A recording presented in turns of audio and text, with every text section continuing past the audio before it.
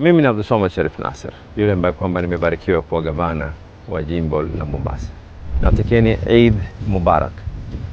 Na ikiwa kuna Eid ambayo kwamba imekuja na misukosuko, imekuja na mitihani, imekuja na hali ngumu kwa Wakenya, wana Mombasa sote kwa jumla, imekuwa ni Eid hii. Licha ya fedha kuweza kupungua kutoka kwa mgao wa serikali kuu, serikali ya Mombasa tumeweza kujipanga.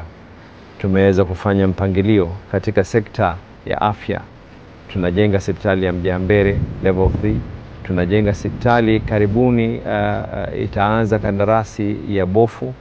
Pia vile vile tumeajiri madaktari, tumeajiri manasi. Tuliweka mpango na tukatoa ahadi ya kuwa mtoto yote ambaye kwamba ni wa Mombasa, ana chini ya umri wa miaka 5, kuanzia mwaka 2023 aweze kupata matibabu ya bure.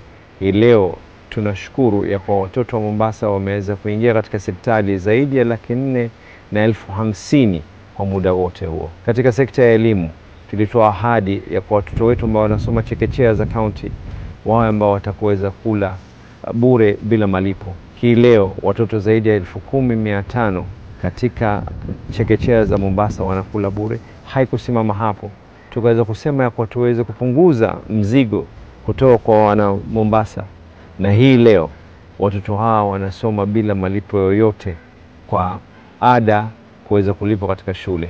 Tumeweza kuajiri walimu ili watoto wetu waweze kupata yale ambayo kwamba yanahitajika. Hii leo wafanyakazi ambao kwamba walikuwa wakifanya kazi katika serikali ya kaunti na manispaa tangu jadi, haki zao wale ambao kwamba waliweza kustaafu, tumehakikisha kwa tumezilipa na tuko katika mpangilio wa kuweza kuzimaliza. Tuko katika mpangilio wa kuhakikisha mambo ya ardhi tutaweza kuyatatua.